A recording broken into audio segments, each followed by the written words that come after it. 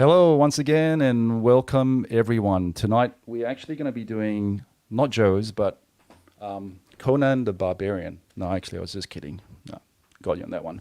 Actually tonight on Late Night Live we're going to bring you some wonderful servings of G.I. Joes, the toys, the releases and the discussions across the board. Now over the weekend we had Hasbro Pulsecon and of course in typical fashion we had a ton of reveals from Star Wars, Transformers and much more.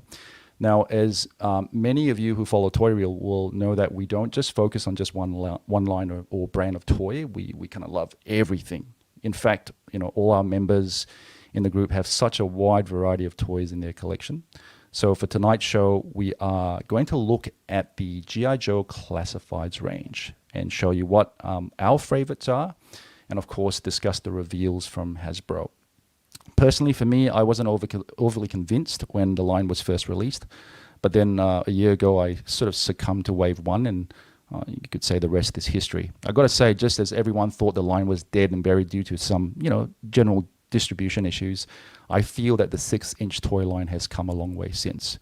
So I'm excited because we have a panel of fine gentlemen this evening, all who are extremely knowledgeable and passionate about toys and collecting.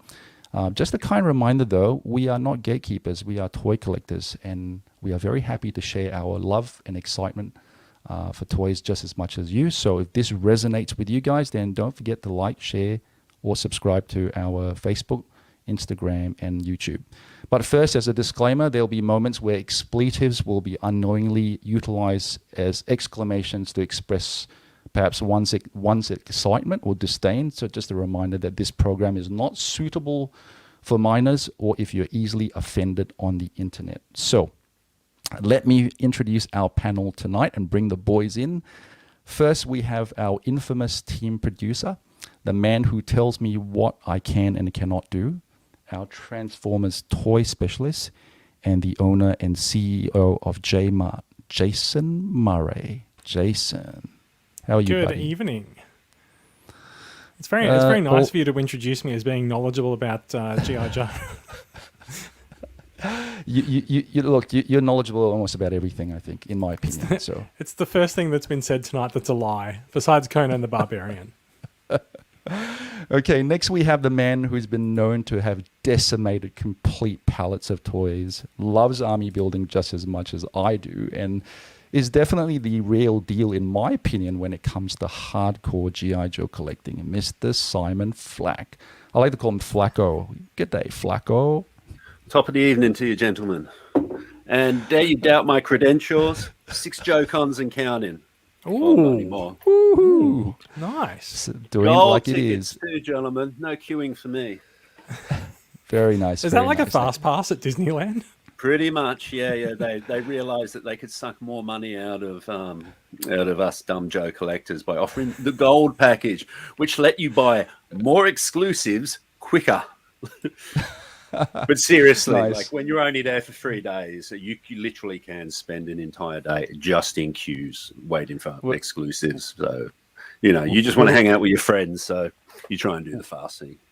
We're looking forward to hearing all those exploits for sure, Simon. Definitely. Oh, no. No, I can't tell you half of them. Not on a family-friendly show. Okay.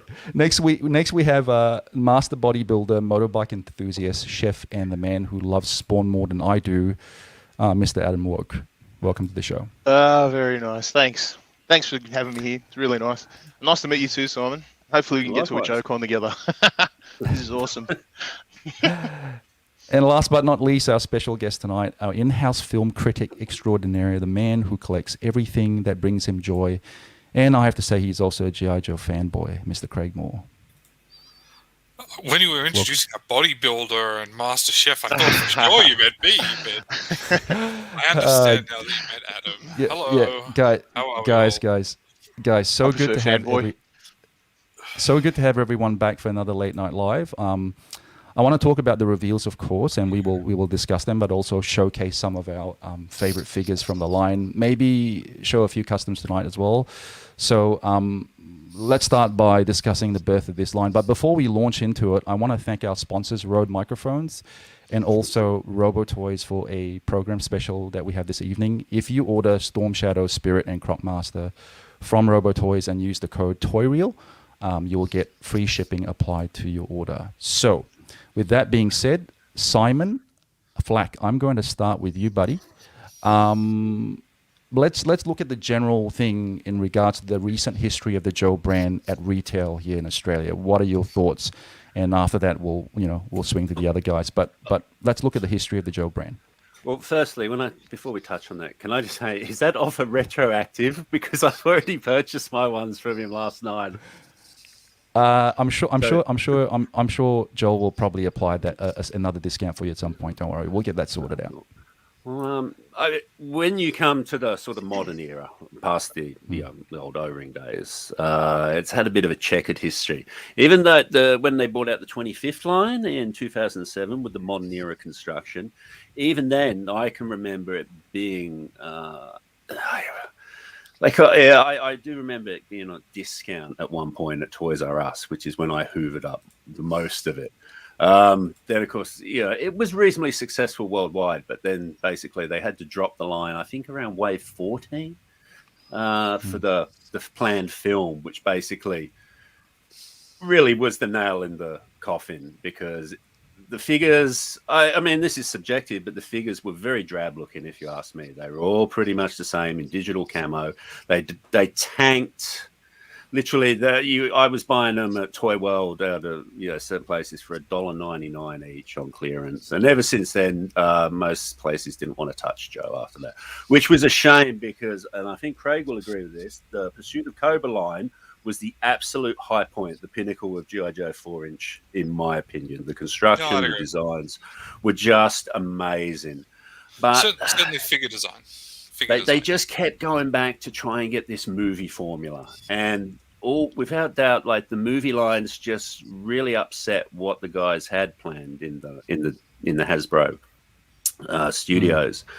I mean, the Retaliation, there were some good figures there, but a lot of those were already planned for the Pursuit of Cobra line, and a few of them that didn't get released under Retaliation ended up making it out into the Pursuit of Cobra line, but.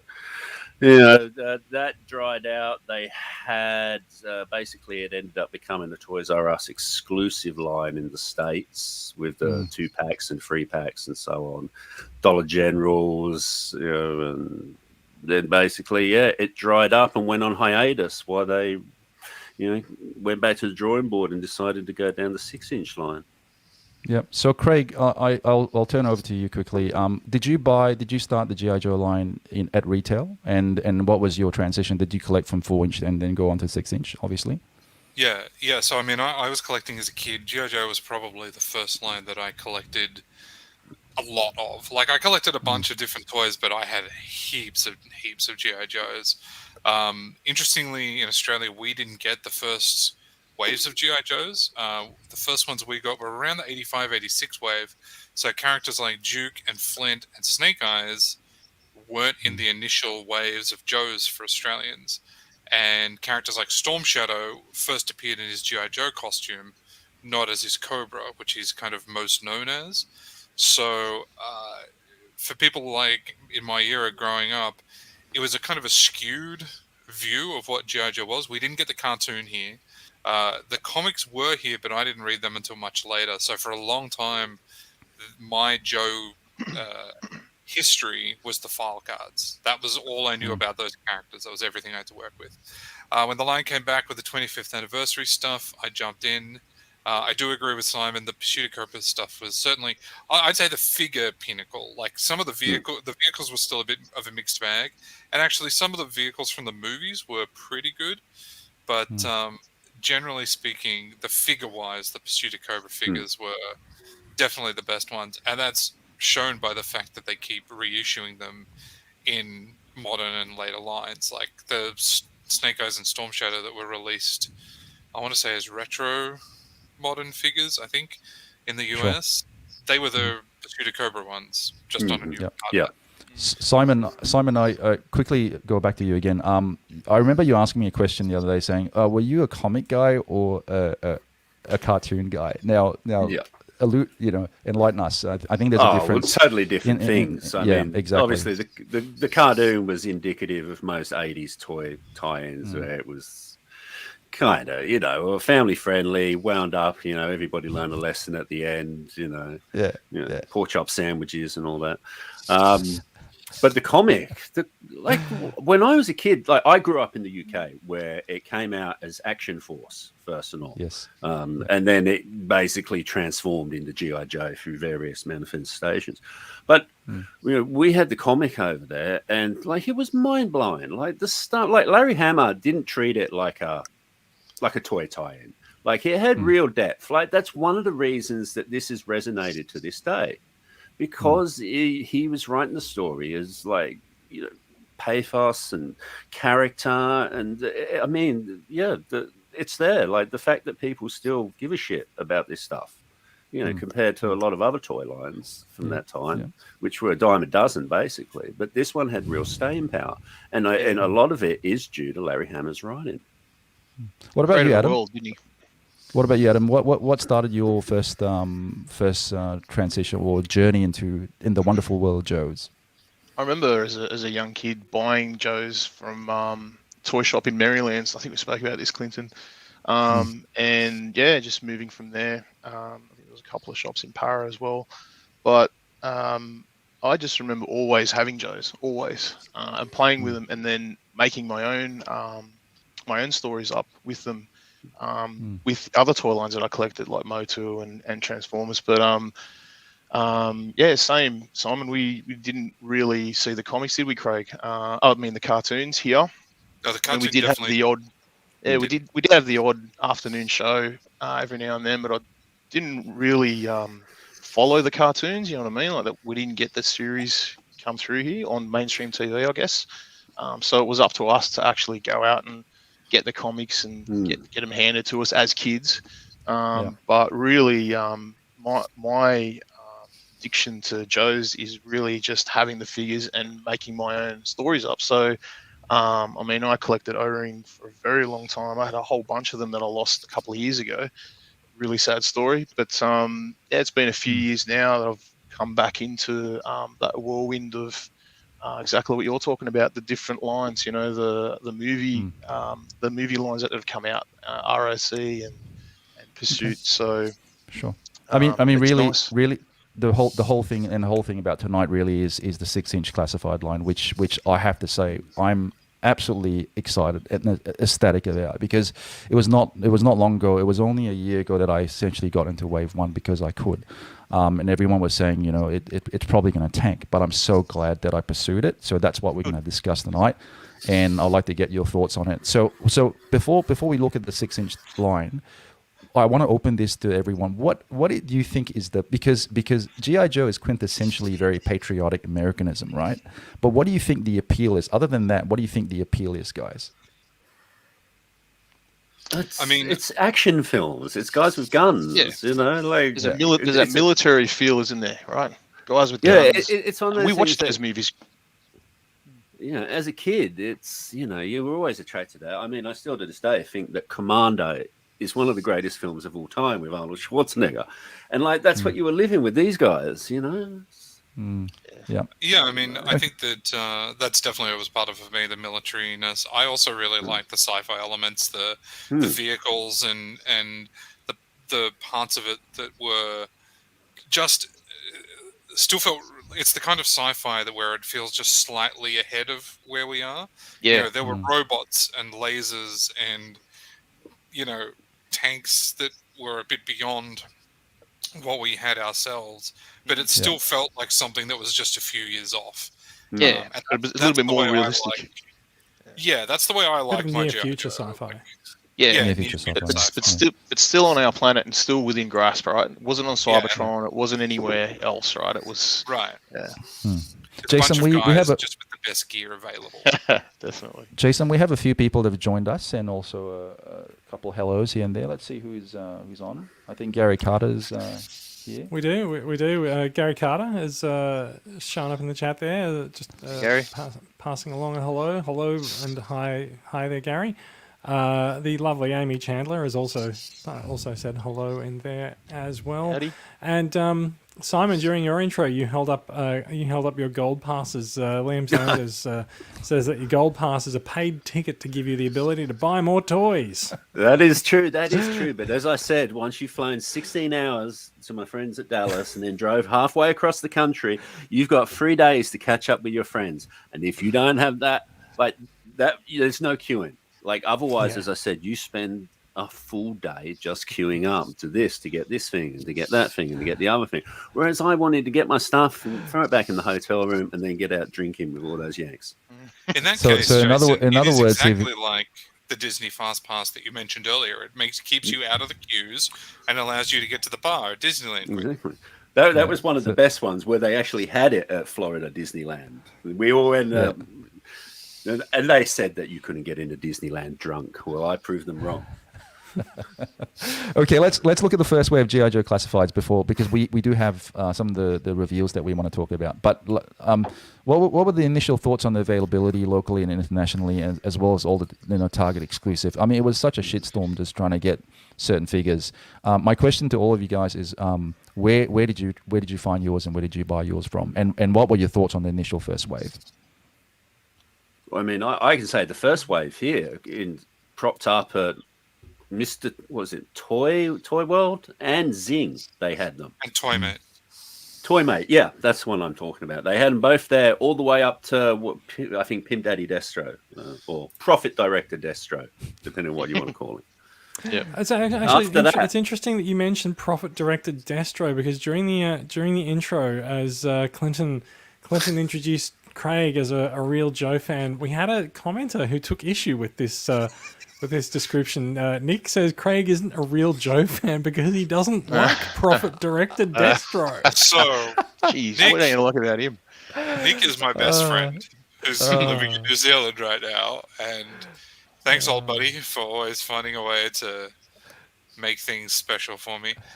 Was that a YouTube comment? A YouTube comment? That was from YouTube. Yes. Craig, how do you feel about the tire track on your back from the bus that just ran over you that you were thrown under? I'm so used to it that it's calloused. It's okay. Nick was on Repacked with me for many years, so I'm sure if he wants to, he'll find all sorts of new and interesting ways to embarrass me during this stream. It's not that I don't like PD Destro. It's just I don't think it's as good as the original, and it felt a little redundant. But when I saw it at Toymate, I bought it to support the line. So he is on my Joe shelf, hidden behind as many other things as I can put in front of him. Can I actually just point out, I think we've had a fairly unique experience of Profit Director Destro in Australia. That figure was, I believe it was a store exclusive overseas, and here it's ended up on shelves at EB Games. It's ended up on shelves at Toymate. I'll just put this message out there for anyone on the planet who wants a profit-directed Destro. We can probably get it for you, and we can probably get it for you at a 50% clearance because those things are warming shelves here everywhere. Yeah, everywhere. You could, if you want to go down to the Westfield Penrith Toymate, they're still in there. Mm-hmm. Yep, Top Ride's got a bunch. Yep, no problem. I assume you guys know, Jason might not, the joke of PD Destro. Do you know the gag? Please enlighten everyone who's listening to the stream and clearly doesn't know, and I'm clearly not talking about me. Profit Director Destro is a repaint from it was some sort of exclusive in the 90s. I can't remember the details, but he was a Destro with a fur cape and like a big chain around his neck and sunglasses and a gold helmet, and he was just done up to the nines. Exactly how I used to go clubbing in the 90s. He looked a lot like you, actually. When Jason sprays his head gold, there's a lot of similarities. It's not. I don't even need to do the gold paint. It's all right. The figure became known amongst fans as Pimp Daddy Destro. So when they did that same one again, he was Profit Director PD Pimp Daddy Destro. That was the gag. They couldn't quite use Pimp Daddy, and that's why. Pimp Daddy, no. Profit. Yeah. So I encourage everyone to Google Pimp Daddy Destro or PD Destro, and you'll end up with he does come with the amazing accessory of a wad of money on fire. Yeah, Which is one of the greatest toy accessories I've ever seen. That seems like it would be a very handy accessory to have for any other photo shoot as well. Anything. And by the way, speaking of G.I. Joe's classifieds, I quickly just want to give Gary Carter, he did say hello earlier, but check out his page. It's, I think, G.I. Joe Classified Australia. It's a wonderful group with a lot of Australian collectors as far as classifieds are concerned. So check those guys out. Gary Carter runs that group. So definitely a big shout out to them, guys. I think community is actually really important when it comes to interests like this. And so I'm mainly from the Transformers community, but we have a lovely community that we've built, and being a member of a large active community can do wonders for your collecting experience. Absolutely. And speaking of which, we'll talk about our favorites and top picks as far as the G.I. Joe Classifieds range is concerned. So, very hard one, this one. I mean, we all had our little specific characters or maybe our favorites, but I'll start with you, Simon Flack. Zartan, without a shadow of a doubt. For me, as a child, Zartan was the greatest. He turned blue. He had a swamp skier, which I really think they missed out on, giving the Baroness a bike in a deluxe package, but not doing Zartan and the swamp skier instead. It just seemed like a no-brainer, but I just always loved him. Like, he's the leader of the Dreadnoks, and the Dreadnoks is a crazy biker gang that includes Australians, which, it was... You'd see back in the days on the forums, people would go, "Oh, my favorite Joe's this guy because he's from my hometown." But it's not often was one as an Australia. I mean, you had Major Blood in Sydney. Is it Torch? Who's from Tasmania? Torch is from Tasmania, and then Buzzer was from the UK, but he moved over to Australia as an academic, and he ended up joining the biker gang. And then on the Joe side, there was Skymate. He was the only Australian G.I. Joe. Oh, yeah. And he was guys, one of the later ones. Oh, nope, sorry. All right. No, but what I'm saying is your favorite figures from the classifieds line. I mean, character, yes, but figures, that's why Zartan is my favorite figure in the line, like from the classified, Yeah. Probably Firefly, Major Blood, close runners up, but it's always the bad guys to me. They're always. I think Blood. Let's grab Blood. Let's grab Blood. Let's have a look at Blood. I mean, there's something very nice in the physical form of the figure and the way it's done. So I think that's a wonderful piece. What is it about Blood? You think they got it spot on as far as the sculpt and the paint was concerned?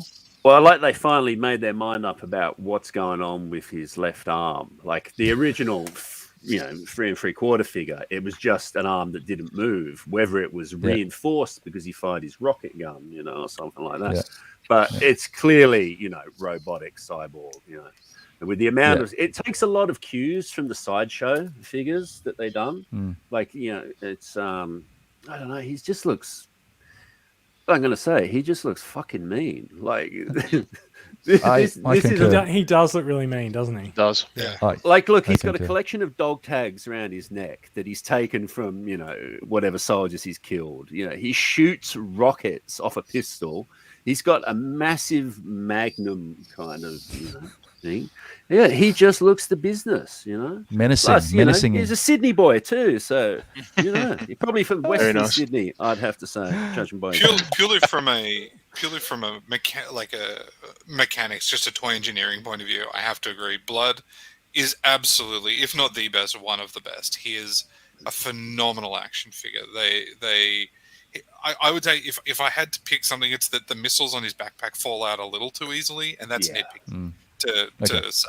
He's an excellent action figure, and when you were talking about best versus favorite earlier, I was like, Blood is up there as one of the best, if not the best. It's a tough argument to come against him. Sure. What is yours then, Craig? My favorite is a tie between the Snake Eyes and Duke. I've got Duke on my desk here. I do tweak as I tweak a lot of my figures. I've tweaked him a little bit. He's got a knife in an ankle holster that I gave him.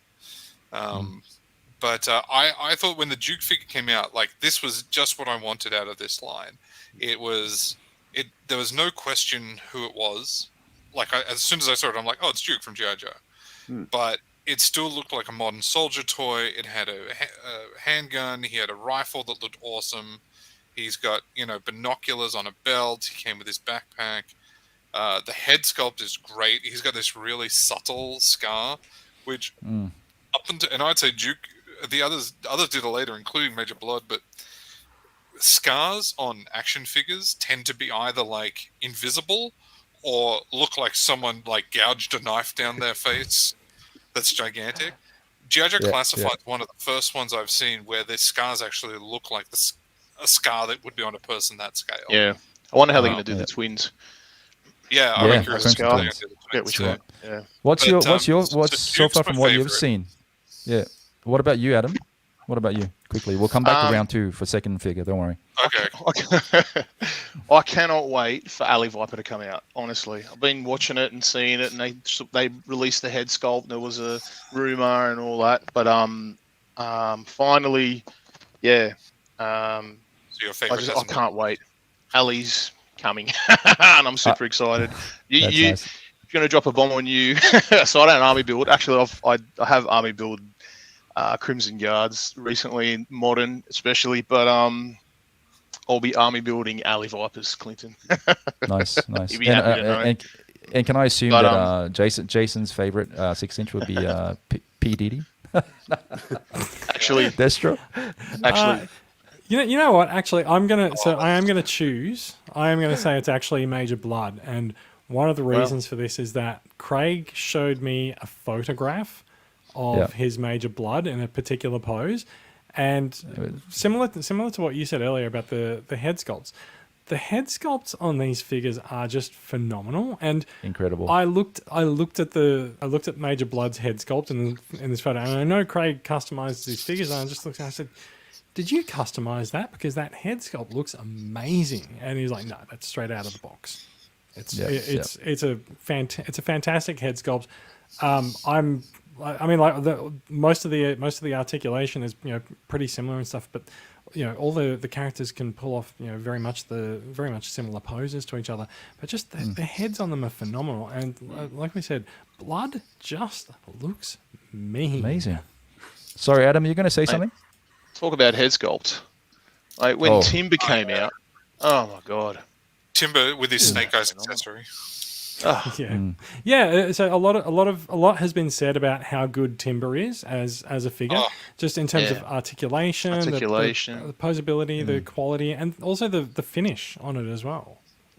Yeah, Timber is insane. You're talking about the posability before. It's so much fun to get them into action poses and stuff. Oh, that's a very nice pose. Very nice pose. Duke is demonstrating something that is they're able to do with a lot of the Joes. They can hold their guns like somebody holding a gun. Like an action figure holding a gun. Looking down the scope. They can't all do it. Beachhead can do it, except not with his gun, because his gun was terrible. But the rest of the figure was great. And if you give him one of these rifles, you can. I've bought Duke, by the way, 7 times. Yeah, and I'll show you why you should buy them many more times in a second. But before we do that, I want to ask Simon what is his second most favorite figure from the Classifieds range so far. Hard one.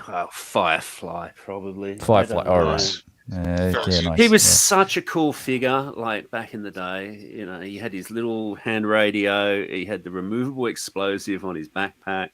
And if you read the comic, like he turns, it ended up everyone was connected somehow. It was very convoluted. Like the entire, just about everyone who ever worked for Cobra had something to do with the Arashikage and Cobra Commander at one stage.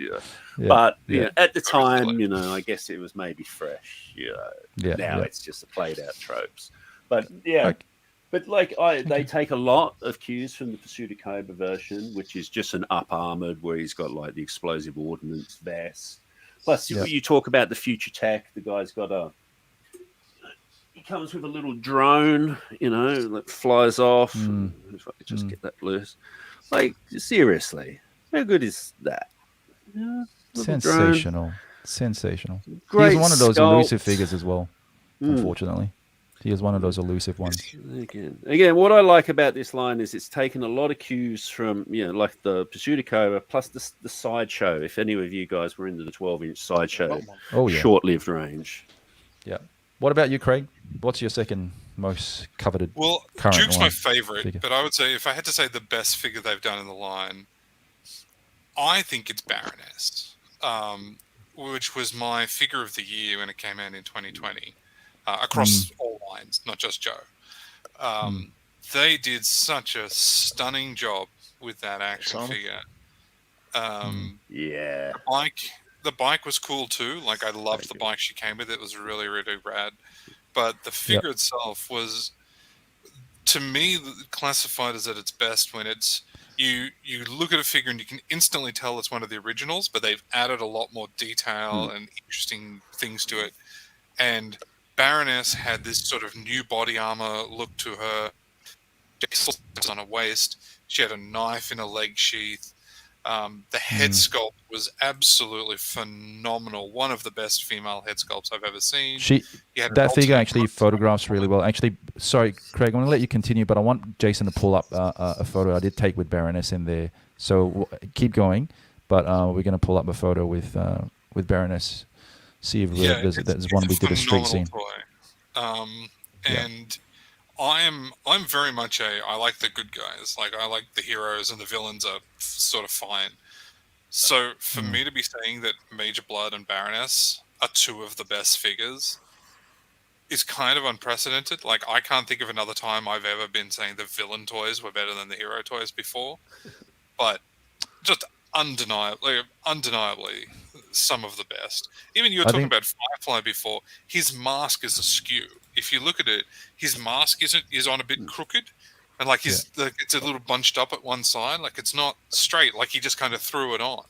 The whole toy is just they do so many little things. So many little touches. Timber that we were talking about before has scars on his face, like he's been in fights. It's truly a great. Oh yeah, there we go. There's Baroness. Yeah. And Blood and Zartan. So speaking of Blood and Baroness, Zartan, still not quite. I mean, look, I'm borderlining. But the two figures that have been mentioned so far, with Simon's pick and Craig's pick, is definitely in that photo. You can see they photographed so well. You're absolutely bang on as far as the detail and also the aesthetic of Baroness herself. So I agree. What are your two? You haven't said your two favorites, Clint. It's going to sound a bit odd, but I'm going to allude quickly to Duke, because I feel Duke is such a versatile figure in general. And I'm going to show you something real quick, Craig, and I think you will see why I wanted those heads now, because I'm going to swap cameras. And I basically decided to create my own Steel Brigade figures with those custom heads, that Craig so kindly donated and gave me. There's Hydra from Marvel Legends Hydra Troopers. Correct. Very cool.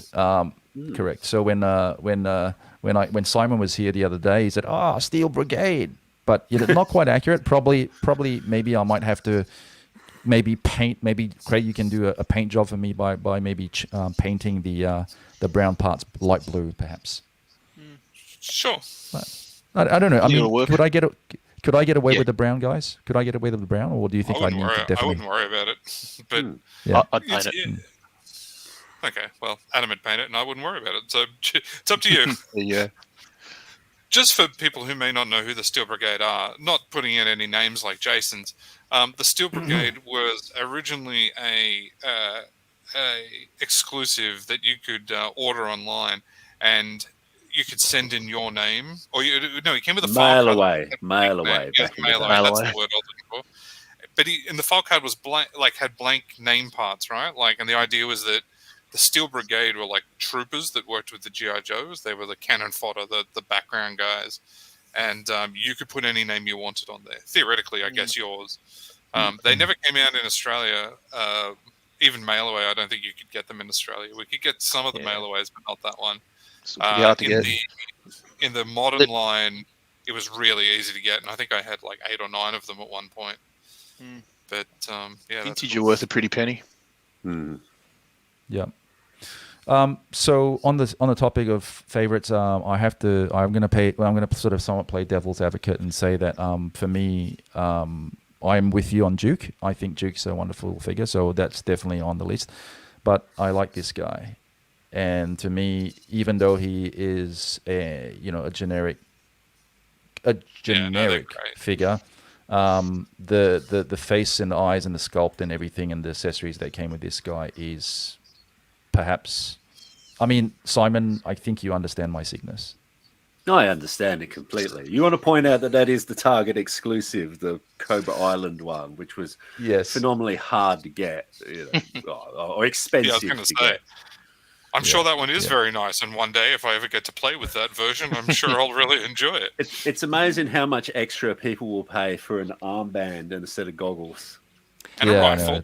And a sniper rifle. And a rifle. There's actually a point. We didn't actually cover off the exclusivity that has, I'm going to say, plagued this line, because there's a lot of frustration from people internationally at the lack of availability for a lot of these figures.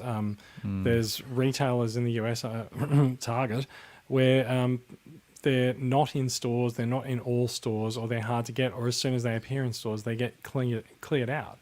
And we talked very briefly about the availability of the first wave in Australia, but how do you guys look at the exclusives? Are they frustrating? Are they hard to deal with, or do you end up just sort of rationalizing it as well? It's not something that I'm going to have in my collection. I've been a Marvel Legends collector for 20 years now, and there have always been exclusives that I've had to have help importing from the US.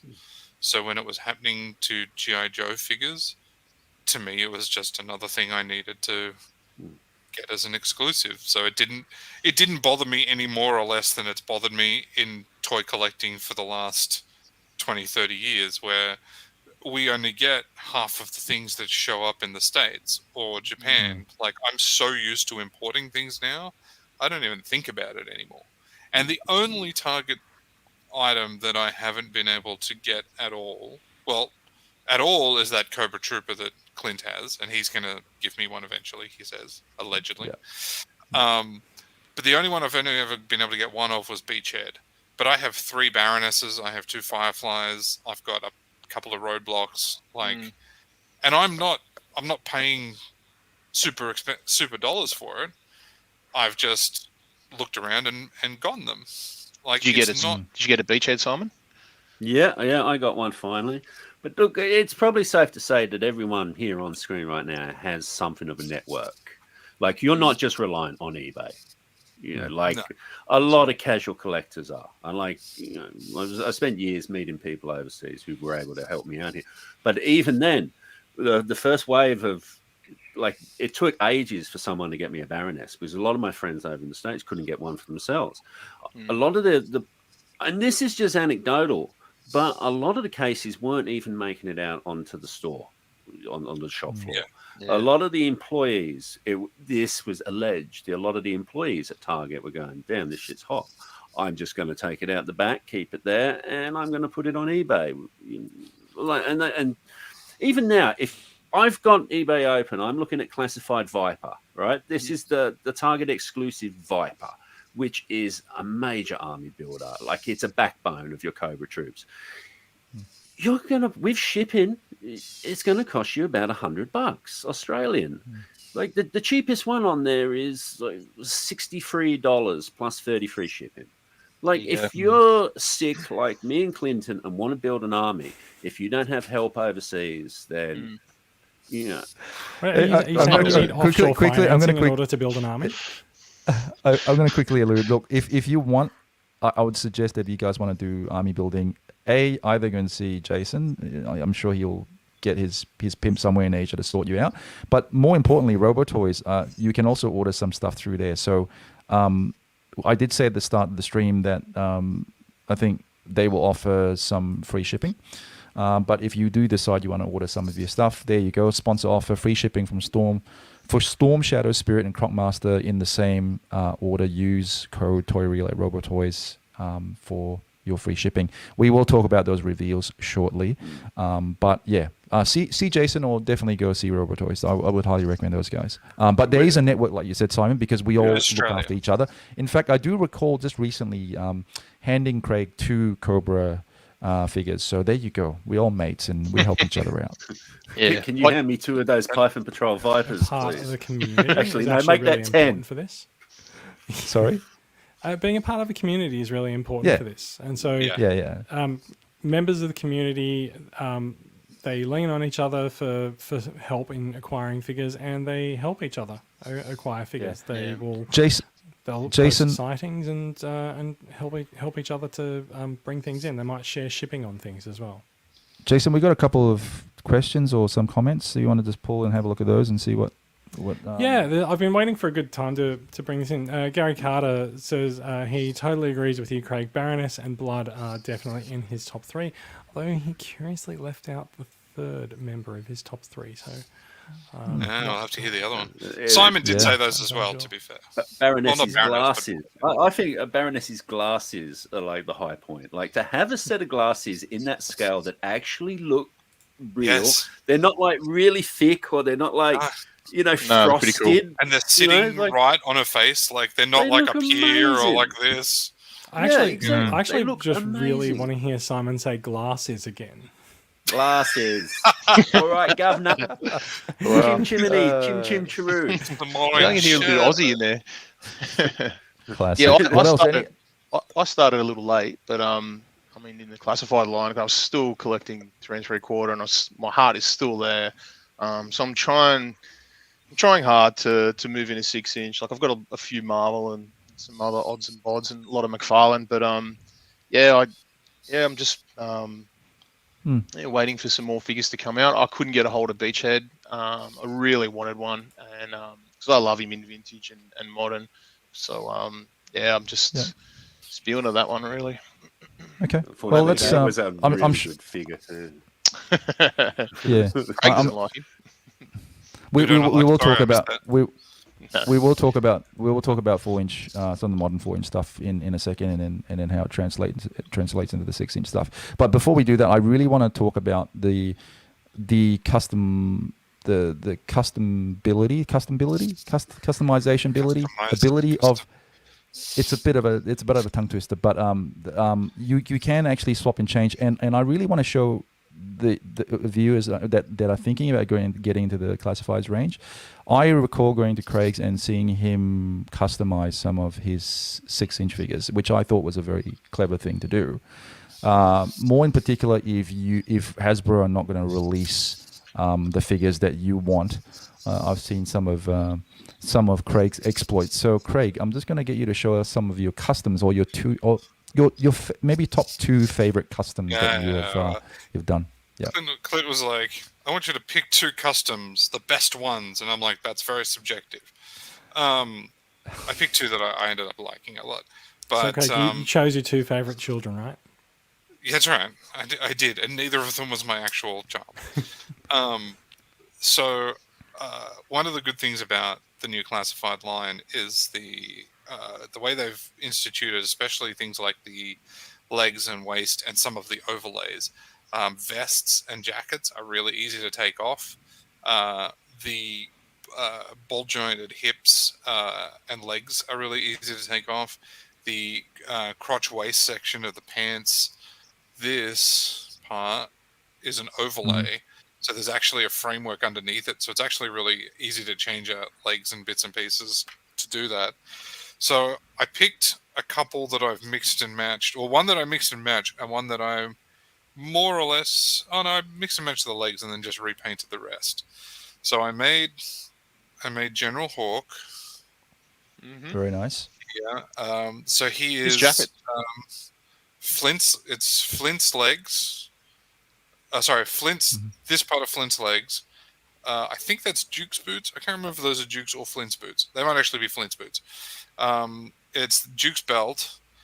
It's the arms and the jacket from a Wolverine, Marvel Legends Wolverine figure. Ah, nice. And the Days of head Future Past. No, it was the Old Man Logan Okay. one, but it's the Yeah. same jacket.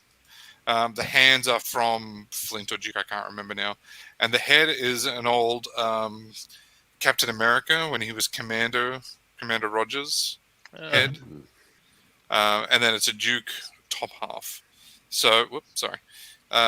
So yeah, I mean that's just a mix and match of stuff, and that'll work until we actually get a General Hawk. So I mean, again, my ones aren't exact. It's more about getting something that feels right to me. So the other one was when I got the when I got the Timber figure with bonus Commando Snake Eyes toy. I prefer my Ninja Snake Eyes to the Commando one that came out. Although I am going to get it again, just because I decided I want one on the shelf. But I wanted to mix it up and use that body for something. So I don't know if anyone knows this guy. Oh, Hit and Run. Yes. Nice. Nice. So Hit and Run is again Flint's legs. Although I'm pretty sure I used different boots because I don't think I repainted them. These ones are black, not brown. So I don't remember which boots those are. Actually, they might have been off the Snake Eyes, the Commando Snake Eyes. The top half is entirely Commando Snake Eyes. Completely. The head is Flint. The gun is Duke's. The gun and holster is Snake Eyes. The knife is, I think, Snake. Oh no, that might be the Commando Snake Eyes as well, I think. The backpack is Snake Eyes. And then, like I said, the helmet is Flint. Sorry, the head is Flint. The helmet is actually a Star Wars Luke Skywalker from Endor helmet with the goggles from a Cobra Viper, I think. Can't remember. And I'm not 100% sure if that's what the goggles are from. I think they're Viper goggles. And that, to me, that's a, relatively convincing hit and run. So I mean, It looks that's the Viper. It looks like you painted you sort of painted more red on the goggles. Yeah, I did. I painted the lenses red because Hit and Run actually had like a single goggle thing on his helmet. And I did. This one's not really custom, but I just wanted to show like how easy it is to make little changes. This is Breaker. It came with the bike, and that's just got a Flint belt and a holster and the leg holster and the gun. And I think that makes that figure look infinitely more interesting. Oh, and I stuck one of the Joe Pro on there. Absolutely. Looks good. Pros. So it's just a simple upgrade. Very, it's super glue. That's all I did. It's not hard. Very nice. Very nice, Craig. Would you do something like that? You much Simon? You are you a bit of a stock standard kind of guy? You don't? I've done many 4-inch customs in this line back in the day. Because you were buying those 2 packs, and I ended up with like 10,000 blowtorches, and I turned it into like Eco Force troopers, and I could reel out so many photos. Plus, you end up with lots of extra weapons. I think I've got a A4 Ziploc bag like that, full to the brim. I've got garbage bags, bags and totes, just head to toe in the garage, just filled with rifles and pistols and swords. But the last stuff, the Toys R Us stuff packages, you were getting way too many figures for the one you wanted. Okay, so guys, before we go to the Pulsecon, the reviews, or reveals, beg your pardon, I just want to bring one real quick thing up and show Simon. He made a very good point the other day when we had these 2 figures, and we were comparing these 2 figures, these roadblock figures. Now, Simon, I'm going to swap cameras, and I'm going to get you to comment because I thought you made a very, very good point. About that Cobra Island these versions being more of a heavy duty. It was almost like it's a different character. This guy heavy duty who came out at the end of the line. Like that's V2 Roadblock, and plus they've even done a variant of him with a slightly deeper color. But I don't think that head sculpt is as strong as it is on the classic Roadblock with the giant rotary cannon. That one. No, I agree. Of those 2, I actually like the Cobra Island one a little bit better. It's got more going on. I think the head sculpt is a lot more interesting with the like the do-rag, the mirror shades, and the beard, and the tattoo work is amazing on it. Yeah, sorry, cool. I had to mute for a second there because an army helicopter was going over the top. There's been military choppers flying over all day. It seems on topic. Yeah, I know. yeah, I thought it absolutely. was on topic, but also kind of annoying. Okay. No, that rib looks great. Let's now move on to the main course, and that is the reveals that were shown at Pulsecon over the weekend. Yep, excited about the bats. Oh, What man. I guess. All right, let's start with you, Adam. What do you think were your picks, and what were you most excited about? Pretty happy that they moved into some more obscure lines. So Python Patrol, we've got the Python Patrol Viper in there. I don't know. Does it tell me that they're moving into different versions of figures?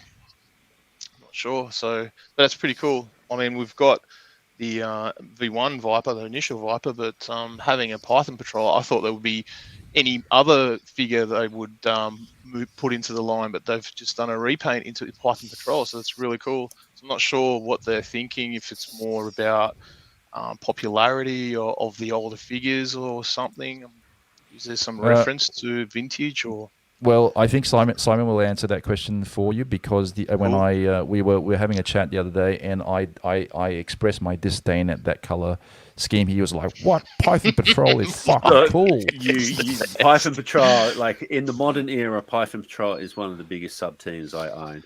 The shit I had to do, because Python Patrol Vipers were only released as a pilot for the repaint of the Conquest. So if you wanted to get one of them, you ended up having to buy a whole plane. The things I had to do to Chinese sellers to get, I got about 50 of them in the end, and I felt dirty afterwards. But I wish I'd actually given you some. Like, I took down all the Joe stuff, and I try and rotate this little room that I'm allowed to have. But if Kyle Westlin's out there, he was here once, and like I had oh man, bats I've probably got around 500 or 600 of, and like I'm just sick. I'm absolutely sick. Like so guys, this is when I said that Simon Flack decimates pallets of toys. Yeah, I'm actually not telling fibs. No. Just Joe, it was such a big thing for me, but I am so on that Python Patrol Viper. Like, I'm gonna need at least 20 of those. I'm gonna need that. I've got to get that color change Zartan. I need Outback. I need all of them. But I just don't want to wait. Let me ask you about Outback. Let's talk about Outback for a second, because Outback is my favorite Joe. I don't know about you, but we were talking about Australian G.I. Joes as a kid, and to me, Outback was an Australian. He's not. He's from like Illinois or something. I was going to ask, just does the name Outback actually automatically make him Australian, or is it not? It did. Listen, I was 8, so yes. And also there were no I feel Australian bad for G.I. bullying Joes. 8-year-old Craig, but go on. Thank you. Yeah. He was very sensitive. So I really liked Outback. I think this is a great figure. Yeah. But the Tiger Patrol version isn't as good as the original version, or the Night Force version, which they did later. So, like, of all the versions of Outback, this is, I think, the least, like, the one I would care about the least. And I had a bunch of Tiger Force figures, and they were pretty good. Outback was not one of them, though. Like, he has he has white hair inexplicably, even though he had red hair. Before. Yeah, isn't that weird? It's been 25 years. Even though he's a guy who's supposed to hide out in the jungle, he has a bright orange T-shirt with a tiger on it, and I just never sat right with Don't you bring your logic unusual. into colour The Tigers don't. The Tigers hunt. Isn't it unusual that they chose this Outback, this version, right? Look, like the I think it's 'cause odd of one out. I think it's because it's an exclusive. I think it's same with this is Beachhead. to fulfill contractual obligations towards Target. You're going to get this in the original colours, the survival shirt. I wouldn't be surprised if we see a Night Force stuff being Target exclusive next year. I But can tell you as soon as I get this, you'll be seeing at least one Night Force version of it. 'Cause that's what I'm going to repaint him into. but it's an amazing looking figure. He always was a very cool character. Like, Yeah. but look, I mean, just look at that tempo. Like, that's a sweet looking tiger on that chest. Like, Yeah. he looks It's really like cool. it's like Old Man Logan vibe, right? Jace, can you go to one of the shots where he's got his handgun out and it's a little more visible, either in the package or... Yeah, if you look at his handgun, he's actually got like cloth wraps Actually, I think there one around above the it's better. handgun. Oh no, No, that's that's the a wrong. rifle. Sorry. Yeah. Well, No, if So that's you a- can see it in and the that's a package different- shot too.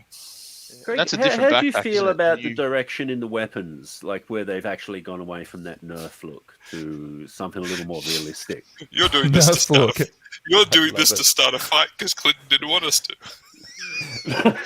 Wait. Actually, I- just before we do start that fight, I do just want to bring up a comment from Liam who says that in relation to Simon's giant 600 figure collection, that I think we just found out why some vintage Joes are really expensive here. I will send through some photos I've got of when I had everything out. If you want to have a look, and Please, I Simon, might- feel free to yeah. flex on the Toy Reel Facebook account. Yes, definitely, please. I remember seeing a couple of them. I was like, oh, WTF, you know, like... Yeah, so- when you're trying to army build like Joe Club figures, that's when it gets kind of disgustingly sick. yeah. All right, well, let's look at more faves, like picks for me. I think Quickly, get away for from the the argument. reveals, Get away from it. Hascon is for me Spirit and Storm Shadow. Those were my picks. I think Spirit's my favorite too. Yeah, I think looks Simon didn't. amazing. Someone's like, I don't know about Spirit, buddy. You a comic guy? Or you a cartoon guy? Look, Spirit had a few good moments in the comic, but Yeah. you know. I mean, I Spirit as a character, I'm relatively indifferent to. I don't particularly love or hate him. I'm just going on a pure, much the way I did with Major Blood and some of the other classified figures, where I just looked at the toy and was like, wow. That's as near as I can tell, except for possibly the shirt, the pants, legs, and all of the gear and the head and the arms are all new. I'm pretty sure it's just the shirt that is reused. Can That I also sniper point out rifle, the Eagle Sorry. was new as well. brand new. And not only is the If Eagle it's anything new, like Timber, it's going to be amazing. he's fully posable. He comes with interchangeable wings, so you can have his wings out or closed. He can hold the arrow. I think that's Storm Shadow's arrow actually, but like he can carry the arrow, which is very symbolic for America. The head is articulated. It's got a stand so that you can, on his backpack, if you go to one of the shots of the backpack, Jays, there's one where you can see it over his shoulder. There's a stand just on the top there. Also, in that same shot, you can see on his left arm there's holes in his arm. That's designed so that Spirit can mount onto his arm Yeah, nice. as well. Very cool. I just think, in the same way that like Major Blood blew me away with the detail of the figure, I think from the reveals that we got, Spirit blew me away with the details of the figure. The amount of interesting things on, even he's got two knives that are each individually sculpted, completely separately sculpted, and fully painted. It's just a great toy. It's a really, really good toy. That box There is he is. crammed full. Cram with Isn't it? accessories, yeah. And I Looks mean, like the it's a wings nice, must be under the car. I love that rifle. Yeah. Like Simon, a nice splash of color in your Joe lineup, which is In your Joe predominantly lineup. made of greens. Yeah. Nice blue Simon, shirt I- will stick out. Simon, I know. We some of us are very excited about some of the reveals, and some of us will pay lip service to Hasbro. What are your thoughts? I'm going to get you to play. I'm going to get you to play devil's advocate here and tell us what your real thoughts about the reveals were. Like, I have no problems with any of the figures, the classified right. figures. My bugbear is again making army builders as exclusives, which is never sat right for me. Like if I you're was going to actually gonna make a point that figure out. that The people Viper may is an, want multiples Target of, exclusive. you put those in as many hands as possible. Like it really burns me up because I know that I'm the sucker who's going to have to like I could have 50 instead of 20 for the same money, you know. Like my biggest bugbear though is 600. the HasLab GI Joe project, which we may get onto a little bit later. Yeah. Yeah, that we're going to have to argue a bit. Well, But let's talk. Well, hang on. Let's talk because you mentioned you brought up Spirit, and we had a look at Outback, but we should bring up Storm Shadow and the Bats too. Yeah, don't forget Storm Shadow. You think about it, like how many more of the Cobra High Command are there? Like there's him. Yeah, he's done a lot. You've got Tomax and Zaymot, which I think are on the way, and then someone like Dr. Mindbender. Now you're already at Crocmaster. Who really is there left? Someone like Big Boa. Well, there's all Dr. the Mindbender. There's all the Dreadnoks. Like, there's the Dreadnoks. There's the Zarana is one of the rumored figures coming out. But you're right. I mean, they have actually been blowing through. Yeah, that's it. They're not like saving characters. them. They're not saving like these are all your main men. And Serpentor, I guess. Serpentor, I mean, I don't really like. He has to come with his little chariot, though. That's true. I mean, we are into the second year of the line. I mean, if you go into some of the later characters, I don't know custom of him, but I like Blackout, who is a Cobra sniper, who's his brother and sister are Joe's, but he ended up on Cobra's side. Well, he was part of cool. What were they called in the IDW? Like body bags. It was before IDW. It was he was in Devil's. But he ended up joining the Coil. They made up the Coil was Serpentor's thing. They made up like a Joe, like an elite group of operatives. But they'd done a couple of them in the figure subscription service. I'll be honest, I didn't like the IDW. Okay. Let's get back to Storm Shadow. Let's try to stick to Storm Shadow. Let's talk about Storm Shadow. So what are your thoughts on Storm Shadow? Let's go back to reveals. Yeah, he's solid. Perfect. Yeah. It's everything you want in a white suit ninja. I gotta say that I was not.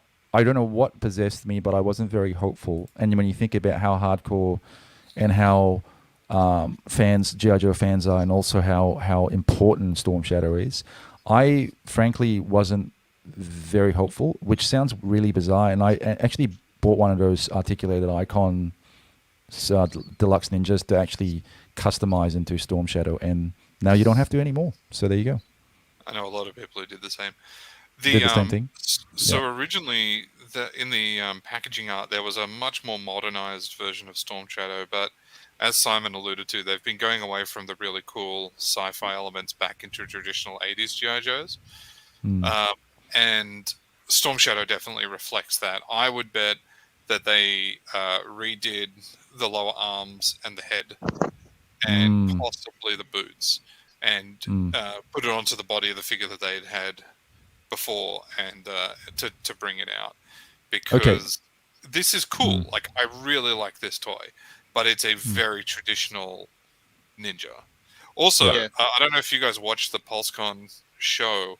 They said that they made it originally, the bow had a string on it and could shoot an arrow, but it could shoot the arrow about 2 feet. And the QA people went, nah, no, you're not. Actually, it's a really nice bow and arrow there. Yeah, accident waiting to happen right there. That's not a great loss for me. Like, not at all. You might fire it once, and then it's like, where did that arrow go in my carpet, and lose it forever? Recently, for a Hawkeye figure, Legends he came with 2 bows. One that was just like this, relaxed, and one that was drawn with an arrow on it. And I kind of wish they had done that so that you could pose him like pulling back an arrow. I think that would have been cool. But again, that's nitpicking. Like it certainly doesn't. Like, you can do that, but you can see the strings not. Yeah, no, I get you. So, like, I mean, that's by no means a deal breaker. It's just like, if I was going to say something that I wish they'd included, it's that. But everything else is great. He can mount it all on his backpack. He can put the bow on there. I mean, Craig, speaking of Hawkeye, you can customize the bow into a drawn pose. But if you don't want to compromise the one that you get in the box, you could probably get one of the 599 spares that Simon will have. That's true. Craig, you made a Spe- really good point there about him being able to hold that on his back. That's one thing that I think most people appreciate with this. They can hold all their gear they come with. Yes. They come with a lot, and everything slots in somewhere on them. There's Yes. nothing Yeah. worse than having a figure like where you've got to keep some accessories like in a bag somewhere away, like in a box. Yes. Actually, yes. you know, we're talking about things that I had made modifications to, and I forgot to show you one, because the only thing that some of the Joes couldn't hold was they could hold their rifles, but they couldn't sling them. So I gave them. Can you see that? Yeah. Yep. I Yeah, gave very them nice. elastic shoulder straps so that Very they cool. can. How'd you make that? So I bought a little Just bit ties? of elastic and tied it. No, it's elastic. It's Okay. soft. It's elastic, Very and nice. I tied it on Oh, that's good. and then super glued around the tires to keep it locked in. And it means that if Duke needs to run and jump onto a motorcycle to chase Baroness, then he can just sling his rifle over his shoulder and keep going. Very nice. Okay, guys, I'm just going to move on with our run sheet here. So we wanted to look at some of the things like from the reveals. I know there's a few more things that we want to mention. Shall we talk about the obvious thing that maybe was the vehicle that was announced, and what are your thoughts on it? You mean one of the most awesome HasLabs ever? Yeah, it's fantastic. Yes. And I don't Yes. know how anyone could say a negative thing about it, because it's brilliant. You could also say a negative thing about it if you had how different of a retool is it from the one that was released in 2011? Completely. We all got 100%. It's not. It is not. You Guys, squint. can you scroll down to the underside shot of it, please? Who's looking at the underside? Seriously, it's it's sitting on a on the deck stand. of your flag. No, this one's on a stand, so the underside's important. There you go. The wings are redone. The missiles The all come stand's with about like 6 inches launch tall, Craig. effects. Like it's not. The stand's not. It's like this. It's this tall. They showed it on the display. It's right there below it. There's a picture there. Let me perhaps ask a question in order to break up the argument. How successful was the one from? Was it when did you say 2012 or so? 2011. It ended up 2011, at yeah. clearance. It ended up at clearance at Toys R Us for $55 US. I Mind you, have never- 12 how many of did these you buy? things. I've got 8 of the repaints. I've got the one that came in the Transformers, the Jetfire repaint. I've got the Night Boomer repaint. I've got the Sky Patrol repaint. I've got the Cobra Python Patrol repaint. I'm sick of this damn thing. I don't They did a care Python that you Patrol can put the repaint? land. Yeah. Okay. I can't remember what it was called. It was like at the very end. No, I they believe came you. I in just didn't know they'd done a Python Patrol one. It wasn't. I knew It wasn't very. It's got a big Cobra printed over the top of it. It came in a 2-pack okay. with, I think, a green hiss tank. Oh, I know that one. Yeah. You know okay, the I remember one that. that was in Yeah, the now box that you with the say it. bullet holes on it. In the 2-pack. Now that you say it in the 2-pack, I remember that was Yeah, part of the Cobra. They did there was the Cobra, like there was the dinghy that came with the G. The danger at vamp the and docks stuff. where there was like a van. But they was doing all those 2-packs, right. There was one of those sets you had I to forgot buy a about the van Python just to Patrol get dinghies and new So- eels. So I Simon, had- is your argument that you're sick of buying it because you have too I'm many sick of them it already? because I don't. It doesn't look that much bigger, if any. I guarantee It's not if you bigger. were to put them side by side on the deck of like a USS Flag or something, and ask Which someone he to come does have in his kitchen somewhere. How many If of them? you- You reckon they're the Well, same size? I reckon, yeah, It's 100% I would the same say size. it's the same size. If you put them side by side, like sitting down, like on your USS Flag or something, and ask someone to walk past quickly, they probably wouldn't tell the difference. So knowing the modern figures from 10 years ago, what The do you modern use- figures what's the won't fit difference in that you this. see? Yeah, the modern the, figures don't fit. It's The a odd- 2-seater the modern- cockpit. The other Like, vehicle. The So what's 2011 different? had a 1-seater cockpit, and the fact that if you open, like the wings and the landing gear were on a fixed thing. If you had the landing gear Okay. down, the wings were open. Are they the So only differences hang that on, you can hang on. see? So Pretty there's much. a bunch. Apart from No, some there's a extra bunch. missiles and the blast effect stuff. Hang on. There's quite a few. It is completely remolded from the ground up. So it is actually a new mold. It is now. It's actually now a licensed likeness of an F-15, isn't it? And that's all. F14. We were all holding out for that. Like that's what we want in our Joe vehicles, isn't it? I don't Absolute know. They realism. licensed. You're the one who likes the real guns, not the Nerf ones. They licensed the. Hey, that's 2 against 1.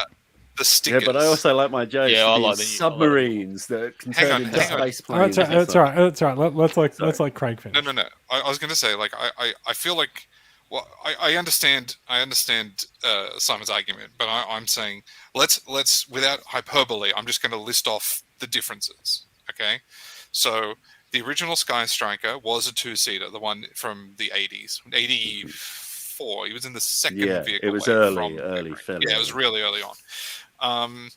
They did repaint it 3 times in the original. Oh, twice, because there was the Night Boomer and the silver one from Sky Night Patrol. Boomer and the Sky Patrol. But yeah. I don't think there was an 80s version of the Python Patrol that I remember. No, Like in the original line. When they came to the modern line around 2011, they basically re-released the Sky Striker with a remolded cockpit so that it could fit the larger 4-inch figures as opposed to the old 3 3/4-inch figures. Yeah, So the cockpit was redone, but otherwise it was the exact same toy. This toy has been redone from the ground up. It is the same size as the other Sky Striker. That much is absolutely true. It is back to being a two-seater because it is designed to scale with the 80s 3 3/4-inch figures. The Ace figure that it comes with, if you go down a couple of pictures, Jace, I think you can see that one there. The Ace figure is, as far as I can see, if it's a remold, it's a pretty exact remold of the original because it looks a lot like it. The co-pilot figure there is a brand new mold. On the original 80s box art, if you scroll up, you can see the box art, Jace, the picture just above it. So that's a redo of the box art, but on the box art, Ace was in the front, and there was a named co-pilot in the back seat, but there was no figure of him. This is the first ever figure of that character. Now, in terms of the mold differences itself, they've remolded the engines so that it has fan turbines in the front, which it's never had before. They've remolded the missile, what they call the dog bone pegs, which are the things that the missiles attach onto, which I'm sure, Simon, you have to admit, the missiles on the Sky Strikers, if you blink at them funny, fall off. So they've redone those so that the missiles stay on properly. They added blast effects for all of the missiles and for the engines. And the stand is designed with actual pegs on it so you can have the missiles dropping off and firing. That was the intention for the so you can see the missiles on the stand there. The idea is that you can have a missile there with the blast effect firing as it drops off and launches from the Sky Striker. The cockpit has been redesigned back to a two-seater. It has brand new cockpit details completely through it, including the co-pilot seat having controls on the back of the pilot seat, which the original never had. There's no shots of the inside of the cockpit, Jace. There is a shot of That's what I was looking for. the ejection seat, which I did want. If you go back up a couple more, there. So the ejection seats, which the original did come with, there's now little blast effects for it, so you can have it displaying like they're blasting out of the Sky Striker. Mind you, they wouldn't both be doing it at the same time like that, or else they'd hit each other and die. But theoretically, that is the intention for those. They've redone the front with the gun effects so that you can have guns firing from the front. And finally, as Simon was saying earlier, and I knew what you were saying, but I'm just thinking for people who don't know the original Sky Striker. Jace, if you can go to a shot of the full plane where you can see the top a little bit. That's probably not right. That one. That one. That's perfect. So you'll see a lever just back between the wings there. On the original toy, when you pulled that lever forwards, the landing gear came down and the wings swept forwards, which was cool.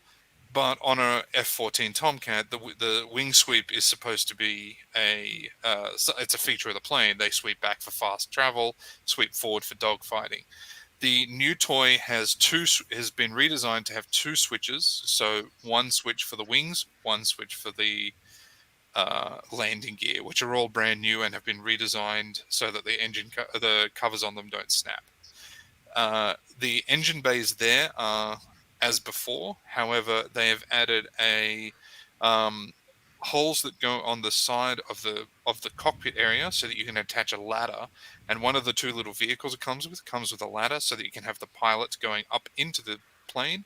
And on the other side of the cockpit, there is a removable fuel cap, so you can attach the included fuel truck in and refuel the Sky Striker while it's sitting on the deck of the Flag.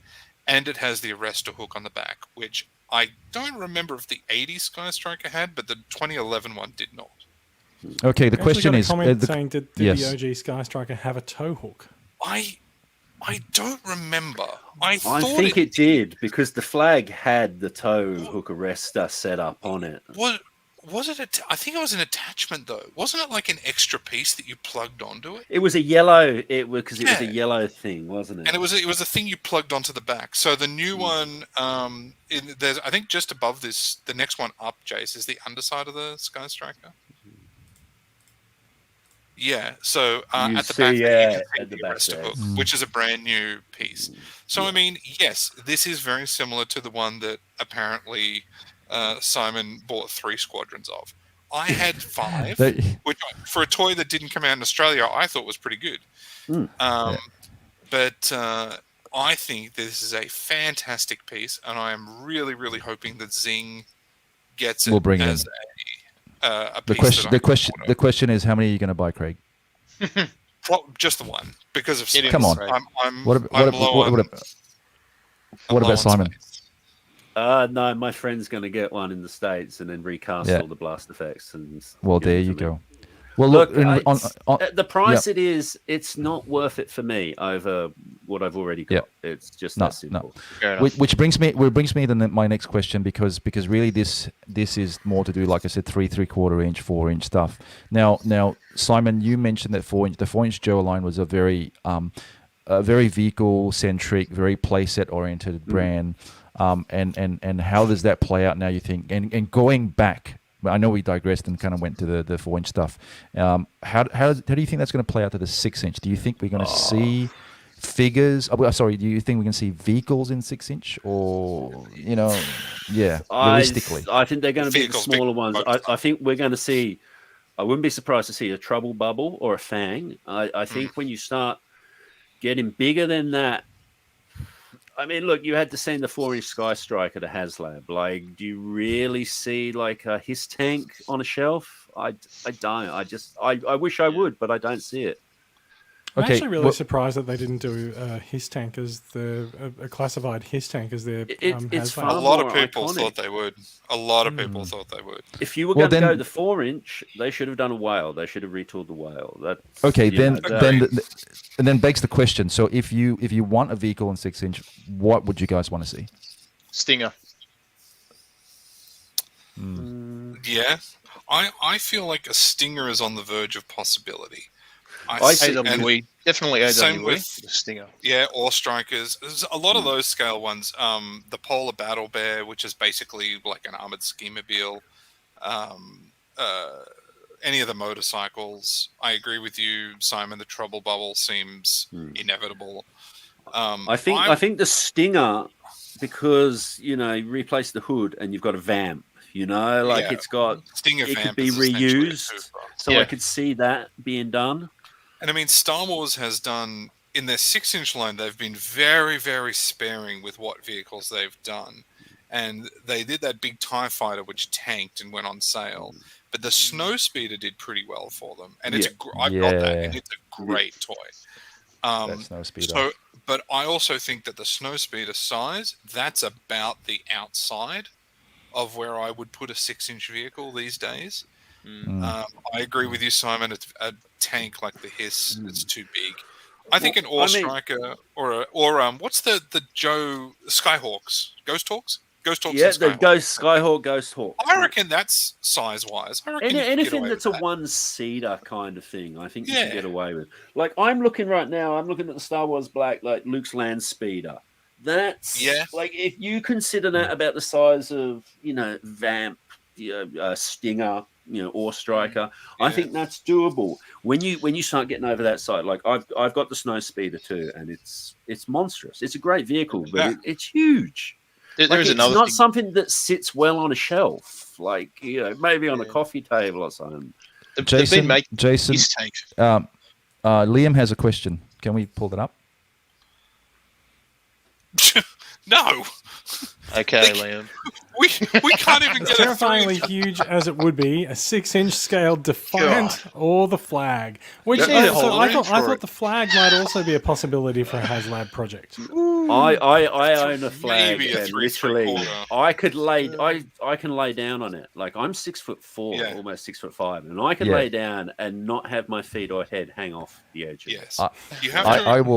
I will contest it. I will basically agree. When I walked into Simon's kitchen the other day and saw the flag in there, I think it was a kitchen or some back room. In the I back was- room, yeah. In the back room, my jaw was on the floor, like literally I need seeing to- the flag for the first time in the flesh. Like I photos kid don't you do not. that thing justice. No, Like, seriously, yeah, exactly. Photos do not do this thing justice. Everyone, I've- it's just ridiculous. I've only seen those big Joe vehicles each once in person, and I can still remember them clearly. And that is the flag, the Defiant, which is the space shuttle. The flag is an aircraft carrier. For those who don't know, the Defiant is a space shuttle. The Terradrome, which is also huge. What was the fourth one I was thinking of? the next G.I. biggest Joe, would be the the general, mobile. I was the thinking mobile the command center. Yeah, Yeah. but the The general, general takes too, up. yeah. pretty And then big. the HQ, that's pretty big too. Yeah. But stuff They like do the take flag, up a and lot stuff. of room. Like the flag, you have to remember, like it's 8 feet long. But it was 8 designed to slide under a feet. kid's bed. You pop the conning tower off and then just slide it under the bed. Yeah, that was the plan was, with it. yeah. Guys, let's I'm go gonna back to be the there. classified line real quick. I'm just going to go back to classified line. Yes. There's another question because we are getting on a bit, so we want to try and keep it nice and tight. We also talked about army building in the 6-inch scale. As far as now, the big question is cost and space. I want to talk about that. What are your thoughts? And do you think the line will survive, or do you think the line will essentially tank? I feel as like far as the Simon needs classified. to answer this one. He's the one with the biggest armies. The Well, line look, will I think survive if Simon buys 600 of them. Yeah. Simon, will the line survive, mate? How are you going to do it? Simon, will your wallet survive the line? No, I think the line has legs. It's obviously I doing do much too. better than that. I think they gauged it. I don't think they were prepared for the success it had. Definitely Target weren't, that's for sure. But I think now they've seen that the support's there. I don't blame them for being hesitant. Joe fans have traditionally been like, take my money now, and then when time came to pay up, it's like, no, I'll wait for Ross, as the old saying goes. Yeah. But I think you need to I think explain. it's You turned out- need to explain to Australian viewers what Ross is. Ross Simon, was real like quickly. basically Dollar the shop. reject shop. You're like, yeah. if anything didn't sell at main retail in the States, it ends up going to like a dollar shop where you can pick it up for cents. Like you could buy like closeout Marvel Legends for $1.99, American. But there was a time like if you were on his tank back in the day, like $7.99 a figure, I'll wait for Ross. And strangely enough, those same people like, how did this line tank? Yeah. You I know, it's right? a self-fulfilling it's funny, prophecy. I knew that. Like, I'm not going to support it at retail. I'll wait for it to like go to closeout, but then I'm surprised that I can't find it at retail 6 months down the line. Yeah. But Yeah, no, I think this line's got legs. Obviously, I have to scale down, like only 10 Vipers, or maybe 20, depending on. That's why I got rid of all my Marvel Legends the other day. Well, some of them. Woo! What do you think, Adam? Are you Really? gonna? Is this going to convince you Yeah, to I really think- start? Yeah, I do. I'm happy they moved into kind of like a little bit like Python Patrol and everything. So they're just getting it a little. It feels like it's starting to get exciting now, right? Yeah. So Yeah. we've had a couple of roadblocks. It feels like they've tried. We've had a couple of lot of roadblocks, roadblocks. a couple of versions, a couple of versions of Snake Eyes, and then now they're just moving into kind of a little bit different. I don't know, keeping it exciting. And I'm going to say now that the first vehicle will be his tank. It's lasted through the years, and there's been so many remakes, and this is a prediction. Definitely. Okay. Well, okay. If Adam is his tank, let's go with Craig and Simon. What are yours? What do I want to see, or what do I think is realistic? What do you think? What do you want what do to you see? think the first vehicle will be? Realistic. Classified. And I think let's say not including motorcycles because we've already got breakers. Yeah, I know that. I know. But not including bikes. Well, I mean, I would like to see the trouble bubble because it's featured fairly heavily on the back of the packaging too. I've always liked that little thing. It's just cute, you know. Or maybe a pogo. Oh, God, no, not the pogo. The buzzball then. Craig, what about you, Craig? That's even worse than the pogo. While I would personally love to see a Skyhawk, I agree with Simon that I think the trouble bubble is somewhat inevitable. Yeah. It's a Cobra vehicle. You can army build. Yeah, maybe a Fang. I was actually thinking, I wonder if the Fang 2 would work better as a little vehicle. Like the little... Because the Fang I don't feel like has aged as well as the Fang 2 has with the double props. And you can still make it pretty small. They've done that kind of fat one recently in the retro line. Yeah. Which was I didn't think it was a great, No, success, that's why I reckon a Fang 2 would be a pretty cool and reasonably sized aerial toy. And to me, I mean, inevitably it'll be the Fang 1 because I think that's just what most fans don't understand that Joe kept going past 1988. But it did, and so the Fang 1 is inevitable. But I agree with you. I think the trouble bubble is very likely, and I think from the Joe side, other than things like the polar bear and some of the little stuff like that's essentially a polar motorcycle, I reckon a Skyhawk's a pretty good go because it's only like 6-inch wise. It'd only be like so. What's your pick? Maybe a foot. So what's your pick, Craig? The trouble bubble. Okay. Trouble bubble. I think realistically, I think it'll be the trouble bubble. Look what Clinton's done. He did it. You got a motorcycle. Very cool. Actually, this is Adam's idea. Actually, this is something that he one day showed me and said, "Oh, I picked this up from was it Kmart, Adam?" Kmart, yeah. Yeah, really, and not too expensive. Yeah, and I'll swap the cameras. What line's that from? What's the name of it? The maker. It should be on there, Clint. Should be maybe on the back. The motorbike's an Anko motorbike, isn't it? Maisto? It might be a Maisto. Oh, Maisto. Yeah. I'm buying the 6-inch ones, the 4-inch ones for all my dreadnoughts. Yeah. But it's very nice. Yeah. That's a KTM, quite fitting for a hero kind of bike. There you go with it, Joe's. And I'm definitely going to do a photo of these. I was actually hoping to do a nice action photo with him and Breaker zooming down a street, but that photo will eventually come. I have a few of the Marvel Legends Black Widow motorbikes, and Duke looks really good on the Black Widow motorcycle as well. I just got another one actually under here. We have a couple of comments and questions, Jason. I was waiting to get to one of the questions until we sort of finished doing some predictions. I'll bring in Liam's comment first. Liam's pointed out that he really posted his comment on the Defiant of the Flag, just to get reactions. True, mate. But this kind of thing is happening in other toy lines. So there are large scale figures coming out in Transformers. They're not being made by Hasbro or Takara. I was going to say, that's a third-party one. Yeah. And it is, but the community's still going for them and they're still buying them. And so I think the idea of a large-scale figure within classifieds is perhaps not that untoward. I wish I could agree, but unfortunately, I don't think G.I. Joe has the legs that Transformers has. And so I don't know that it could support a large-scale third-party item like that. I wish it could. If they'd done a HasLab flag that also transformed into broadside, just maybe. Sold. I think we'll just all have to kind of wait and see. So, is there any more comments or questions, Jason? And predictions. So I think everyone's done with predictions. Mm-hmm. Let's go back to the questions. Well, actually, let's hear from you, Clinton, about what you think the first vehicle vehicle will be. What vehicle you think would come? I don't really have an idea to be honest with you, or a preference. I'm like I said, I like to see the flag, but at the same time, I like to see a Millennium Falcon the size of my car, so I can put all my Star Wars 6-inch figures in there. We all want things.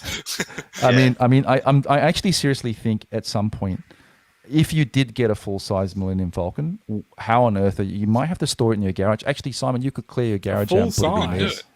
You couldn't do it. You can do it. You mean like you can do full it. size for 6-inch, like properly scaled for 6-inch? Yeah, no way. No, I know.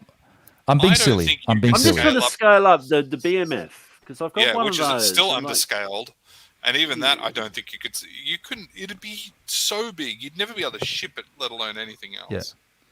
Yeah. I think a 6-inch. Like the Striker is still very feasible, and that's the largest. So if they're gonna make a Galactus, right, so huge, and they can make a sail barge, I don't see any reason why they can't do a 6-inch Striker. I think a Sky Striker.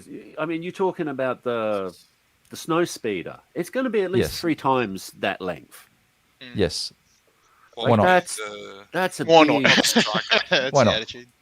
I mean, I could see them doing probably like the Dragonfly, because in packaging the tail would probably be broken off. Actually, that's a skinny. That's fairly skinny. That's only as wide as basically Wild Bill, a figure. What about a Locust? I don't know if people have. I always liked the Locust, but the Locust was like a little single person helicopter. That was on the string, wasn't it? No. It was a little brown one with like little skids and had big rotors, had no tail. It was like it looked like a little wasp or a locust. It was blue and brown. I really like that. That's not outside the size realm. Yeah, no, I agree with that. I could certainly see something like that. That would be something that would be nice they could do. Yeah, absolutely. Okay, Jason, do we have some comments or questions? So there is something that I did want to bring up, and it does come back to the we didn't talk about Crocmaster.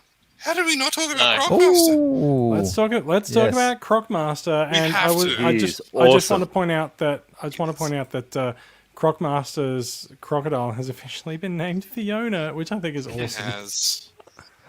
I was going to ask, actually, is that from the comics? Because I don't. No, he never had a named thing. They were all, the only time. I mean, people always throwing grenades in their mouth when they try to invade Cobra Island. Like, I don't think they lasted very long. He didn't exactly have the biggest starring role. By the time these guys were rolling around in '87, I think Hammer was like kind of over being told, "Hey, we need you to like put this guy in, this guy in." Yeah, sacrilege. I can't believe we didn't mention Crocmaster. It would have been sacrilege. There was the occasional exception like Jinx, who got a decent amount of play, but for the most part, by the time he hit 86, 87, he was like, they'll show up for an issue. I mean, he never even mentioned once Cobra La and the guys from the movie, which is I think he drew. Really. I think he put his foot down. Yeah. So what are your thoughts? What are your thoughts, guys, on the Crocmaster? Let's stay on point. Fantastic, what's your beautiful, it's phenomenal. Incredible. Okay. There's a visible scar on his face there again, as you mentioned earlier. Yeah, does he have the bite mark on the arm like the 4-inch did? I forgot to look for that. You remember, like the 4-inch figure was great, like the one from the POC line, but they done a Python Patrol version of him too. See if there's a different angle. Pythonized his Crocodile he came with. I don't think he does have the bite mark. I'm looking at close-up pictures now, and I don't think he does. I forgot they did that. Yeah, they ended up throwing away the Crocodile and replaced it with one of those Schleich toys, which looked way better. I gotta say kudos to the in-house Hasbro photographer for taking these shots, these swamp shots. They're very well done. Very well done. Yeah. The Joe line generally has had really good production shots. Way better than Legends and Transformers. Way better. Absolutely. Yeah. I've got to say, Transformers always ends up with mistransformations in the stock photos. It's as if the people taking the photos don't know how to transform the figures. So on that note, quickly on the Crocmaster, I just want to quickly point out again, you can get free shipping from Robotoys. So if you order, I think Storm Shadow Crocmaster as well as Spirit, you use Toy Reel at your checkout as a code, and you will get free shipping for all these 3 items. So I just wanted to give the plug. And again, a special shout out to Rode Microphones for all these as well. Yeah, sorry, I just had to do my service, guys. No, I mean, Yeah. look, I'm not even a fan of Crocmaster, but this toy is just insanely cool. And again, Timber basically made me say, I'm willing to give any animal toy they do in this line a chance, because that Timber is phenomenal. The Spirit and this Croc look great. I'm like, bring on Junkyard, bring on Order, bring on, I don't know who else. What was the Bobcat? Simon? Oh, he came with Max. was it Sandstorm? Spearhead. Bobcat and Max. Spearhead and Max. Spearhead Max. What a big boa repaint for Force with a Kangol. With a Or is what? that getting too deep? The kangaroo, the Brazilian figure. Yeah. I was like, Dude. I thought you said with a Ken doll, and I was like, I did what? too. I also heard Kendall. Undertow with Yeah, the I did. Barracuda. Anything. Undertow with a Barracuda. Yeah. Yeah. Hopefully, we will get Iron Grenadiers down the line somewhere. Yeah, please. Hey, we didn't get to the so- we didn't get to the bats too. Yes, we The didn't get bat's to the bats. perfection. The bat's But, amazing. yeah. Again, we didn't get I'm to Apart the from bats. the So- lazy Python Patrol repaint. So just while we Lazy. are talking about the figures that were revealed at Pulsecon, I do want to actually get to the question from the comments, which is an interesting one that I've been dealing with today. Does anyone know what the third figure is? There's a secret figure in Wave 8. It So- Here we appears go. to have the code name of Meteor. Here we go. The answer You is sure yes that's and not no. that O-ring Snake Eyes Storm Shadow 2-pack? No, because it's No. listed as it says CS classified series. Let's hear it, Craig. Let's hear it, Craig. Okay, so Let's hear it. a few months ago, there was a leaked list of what was coming out that was revealed. It's not a long list, so I'll just tell you what it is, and you'll see that some of these have now been revealed, which to me adds authenticity to the list. It said that in January 2022, we'd get Crocmaster with a Crocodile. Well, we now know that's happening. In February, there'd be Storm Shadow, Spirit, and it says Cobra Officer, which I suspect will be a repaint of the Cobra Infantry / Cobra Trooper. In April, Tomax, Zaymont, and Stalker. What's interesting about that to me is that's two separate listings for Tomax and Zaymont, and I feel like, boy, they had better be evenly distributed, because if people get one and not the other, that is bad. They better not be in suits. One either. of them will be a Target exclusive. I don't think they'll do them in suits. I reckon they'll be updated versions of the battle gear. They won't do it in suits. June, Crimson Guard, Zarana, Oh. Dusty. Hmm. Then there was it didn't have a date, but Viper and Viper Officer 2-pack, which I assume is going to be like a Viper and then some tweaked version of the Viper to give us like an officer, whatever that will mean. And then Target exclusive Tigerverse first Python Patrol figures, including Outback, the Viper, a Python Bat. And then unfortunately for July, which is when this mysterious figure was listed, it just says unannounced crossover figure. Now, the only crossover classified we've had so far is the Fortnite Snake Eyes figure, which, to be fair, was actually a pretty cool looking figure. It was essentially a straight repaint as far as I remember. It came with some of the accessories of the first Snake Eyes, like the preview classified Snake Eyes. It came with a couple of the hands, but it was more or less just the first Snake Eyes figure, but it looks pretty good. So what crossover it could be, I don't know. As far as I know, there's no other ones like on the pipeline or that have been talked about recently, Jojo crossovers that I know of. But we'll see. You know, who knows? Absolutely, we'll see. I one of the things I think that they can definitely do now with the Bucks and stuff that they have is definitely the Crimson Twins. I'd like to see the Crimson Twins. I do actually, just really quick, just interesting. Wait, you mean Tomax and Zaymont? The Crimson Yeah. Twins? Yeah. Yeah. I always forget that they're the Crimson Twins because they were never really in Crimson. So I was always like, that's a weird name. Yeah. Just interestingly on that list, right? Crocmaster, Storm Shadow, Spirit, 1 Joe, Stalker, 2 Joe, Dusty, 3 Joe, Outback, 4 Joes, versus Crocmaster, Storm Shadow, Cobra Officer, Tomax, Zaymont, Crimson Guard, Zarana, Viper and a Viper Officer, a Viper, Python Patrol and a Bat Python Patrol, and the regular Bat. That's 8 Cobras to 2 Joes.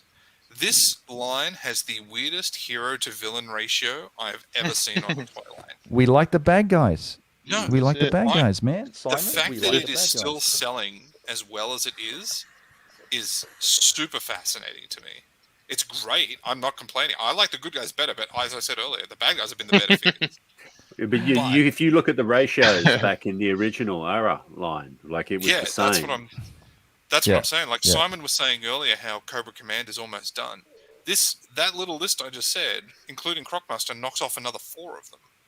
Like Yeah. they're Then it blowing just- through them fast. But it's then an when you look at how interesting many strategy. different types of vipers there are, like techno True. vipers, televipers, Alley Toxo. alley vipers, Toxo, toxo, Rock. frag we got vipers, saw vipers. whatever the communication. We got a couple of with Taliban. questions actually. Liam's got. He said an interesting line that I personally like to see is a 3 to 4 inch scale line using the classified designs. Is an excuse to do modern versions of the larger vehicles, similar to how the Star Wars Vintage Collection isn't purely re-releases. Yeah, I'd heard that. I heard someone else come up with that argument too. That you do 3 3/4 inch versions of the classified designs, and with vehicles, and then you kind of get them as a up close. You've got these figures to play with, and then it goes to a distance, and you cut to them in the little scale with the vehicles. It's an interesting idea. that's cool. The argument could I've be heard worse made that ideas. it's really already done. Like a lot of there's the none. modern era figures hew very closely to the classified line. Yep. Yeah, yes and no. Yeah. Oh well, yeah. Well, look, I mean, some of them. Some of them, yeah. But no, Yeah. I agree. The more I thought about it, the more I was like, yeah, that's kind of true. Yeah. They have picked, Okay. they look hand-picked. Yeah. Okay. Well, I mean, in saying all that, I think it's been a wonderful discussion. I'm certainly very smitten by the line. I love it. I think it's, like Simon said, it's got legs. What I think we can possibly maybe finish up with, and one more question is, and expanding upon that as far as vehicles concerned. So let's say hypothetically you are a hardcore 3 3/4 inch, 4 inch collector, Joe guy, and now the 6 inch classified range is here. The question is, like Star Wars, I love 6 inch Star Wars Black Series as well as the quintessential vintage collection 3 3/4 inch, or even some of the vintage Kenner stuff with the play sets.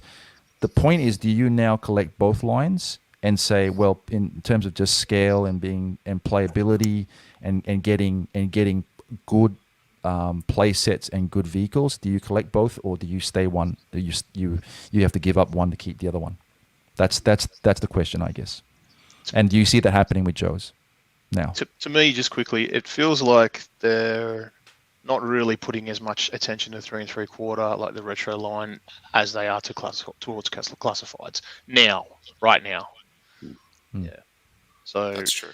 looks like we may be forced into classified. What are your thoughts, Simon? Well, I mean, I'm lucky enough that pretty much in the 4 inch line, I've got everything. And A lot of us do. between the club and doing certain customs, I feel I've got everything I could ever want, and there's not really much that the Hasbro could do in 4 inch now that I would go, yeah, I need that. Well, that's a decent enough upgrade over something I've already got. So if this is the end of the 4 inch line, and so be it. I'm off into the sunset, a happy man there, and I'm on the 6 inch line now. Yeah, same. Yeah. So and then I'm gonna finish with Jason and Craig. Craig, if anyone was thinking about getting into the classifieds line, what would you say to that? I would say the Wave 1 is still really easy to get. Duke, Scarlet, Snake Eyes, Roadblock, and Destro are very easy to get, even in Australia. In fact, almost especially in Australia. If nothing else, I would say get Duke and or Snake Eyes, because those two are a really great jumping off point. Flint and Lady J aren't too far behind them in terms of easy characters, and Cobra Commander, all easy characters to pick up now. If you're going to do it, look, there's going to be some frustration. Target says that it's ironed out its issues. And I would also add that certainly I felt like there was like a second wave of the Target figures. Like they seem to hit again later on. So there's every chance that they'll get re-released at retail many times either just a Target or beyond. So I'd say, look, it's not impossible, but it's not going to be a quick process. If you're going to do it, now's a good time because there's not much out.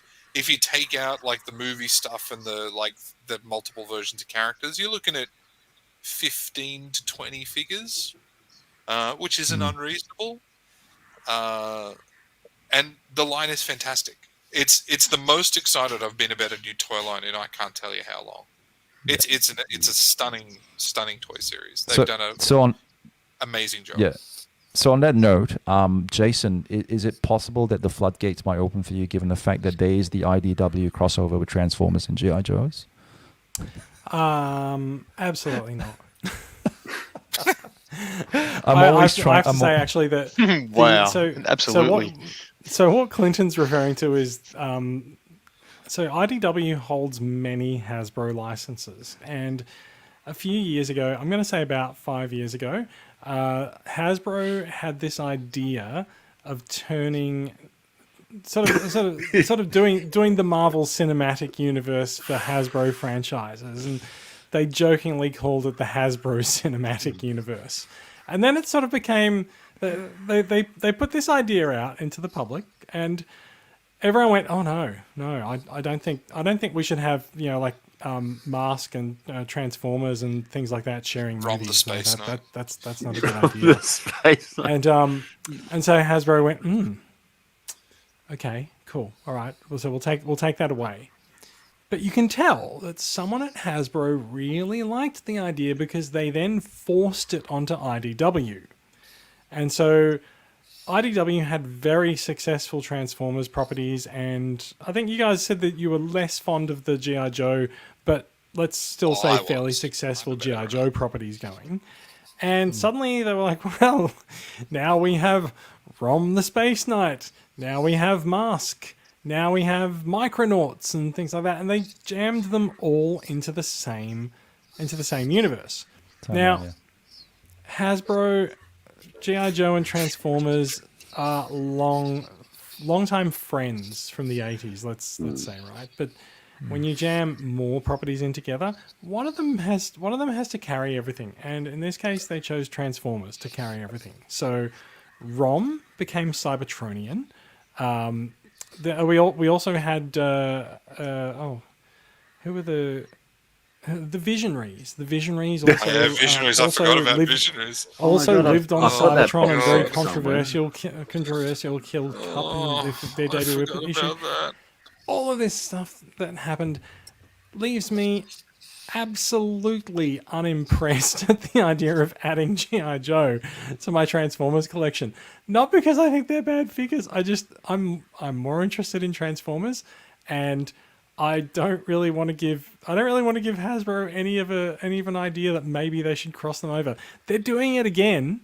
They are talking about whether or not they can actually merge the new cinematic universes for Transformers and G.I. Joe with the Snake Eyes Origins movie.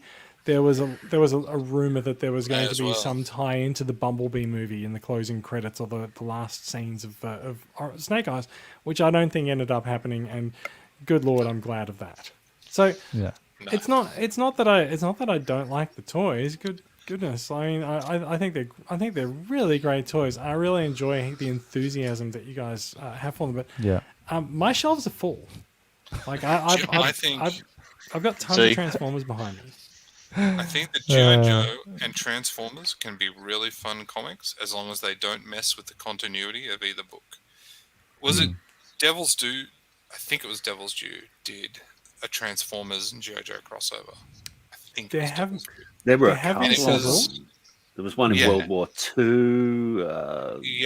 But there was a modern one too. I think you're talking the one about with the Serpent IDW one. OR. Or what was an IDW one, but it was separate to the universe, right? It was its own. Yeah, so there is a modern Transformers versus G.I. Joe, which was published by IDW, and I have to say I have several issues of it. I had to stop buying them because it was absolutely enormous fun but I had no idea what was actually going on.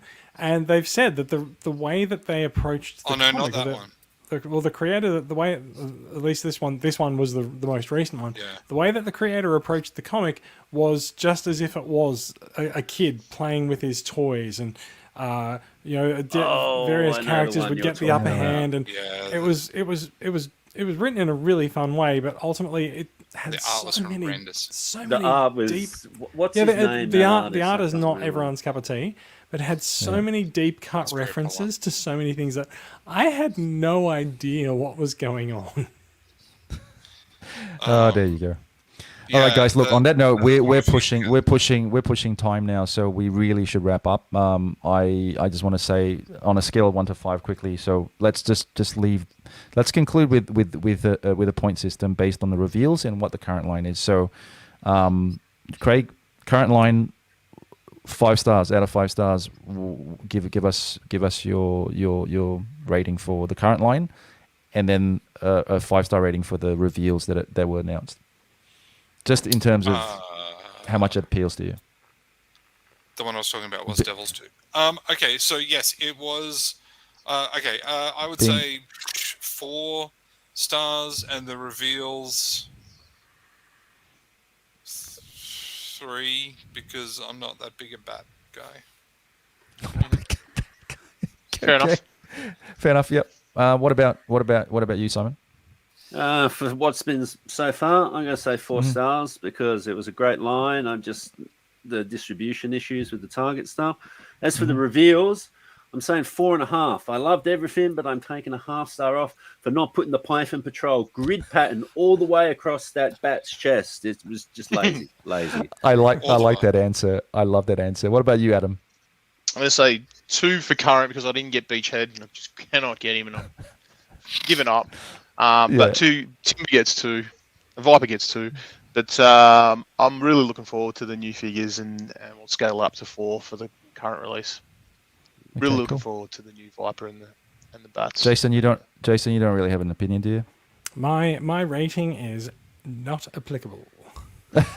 Okay. I would like to know yours, however, Transformers. Quentin. Yeah. I have to say I'm same. I'm 4.5 stars with Simon. I really enjoy this line. It's been I'm so glad I didn't pass on it. Like I said, I was that close to passing on it. With the reveals, I'm the only 2 things that really for me it stood out. Like not so much on character preference, but I like probably maybe a 3.5 out of 5. So I do like Spirit and I do like Storm Shadow. So I'm looking forward to those things. And on that note, thank you, gentlemen. It was a wonderful night. It was awesome. I certainly enjoyed that. We also want to remind a lot of our viewers and want that you please like, share, and subscribe. I mean, this is a channel that we endeavor to bring you more of these live streams and get a bunch of like-minded collectors and enthused people and all us passionate about our toy collecting. So any parting words, gentlemen? Was that a good? I think it was really wonderful. Yeah, thanks for the chat, guys. If You anyone successfully from Destro managed is to- out there, give me a Battle Armor Cobra Commander and I'll be a happy man. Woohoo! I was going to say, I'm very impressed that you successfully managed to once again have me and Simon not argue about the thing we really want to argue about. You dodged It was close. incredibly well. Look, Jason, I understand your points. You That's did it. prod. I understand your points and I respect them. But I'm always an advocate for healthy debate. So that makes it all the more interesting as I said, and fun. I'll be the rage and yin to Craig's calm yang. I think that's secretly why I like to have you guys on. That's why. So. Yeah, and on that note, I also want to quickly remind people that the next live stream will have a few more, and primarily some unboxings as well. I think Simon and I are going to do one hopefully soon here, and we are also going to do. Stay tuned for Motu Revelations Netflix unboxing with some custom heads coming in straight from Mexico, and that'll be a really fun one as well. So yeah, we're going to do that. The only thing that's coming from Mexico. They had to get over the wall, Jason. Are you talking about Fernando? I'm not. No, not publicly. We're not. No. Okay. All right. And I also will be at some point unboxing the Mezco Conan figure that just arrived today, so that's something that's Oh, look, been I think highly we're going to have to anticipated as give well. you your own stream. That's the second time you've pulled that one out on the GI Joe stream. I have to do it. I kind of just went, hey, Conan, but no, I was just kidding. Haha, got you guys. All right, guys. Look, always a pleasure, gentlemen. Craig, Jason, Simon, and Adam. Adam, good to see you first time on. And a shout out to also that really cool intro holding video that Mike Crick did. How cool is that? So shout out to him. Cool. And some of the other guys behind the scenes. From all of us here at Toy Reel, don't forget once again to like, share, or subscribe. Make sure also you go to Robo Toys to get your G.I. Joe fixes. And once again, we'd like to thank Rode for all the stuff that we have here. And gentlemen, have a great night. And to all you people that have been watching tonight and have commented and said hi and left your questions and comments, we appreciate the support. And from all of us here at Toy Reel, again, thank you very much, and have a great night. See you guys. Thanks for watching.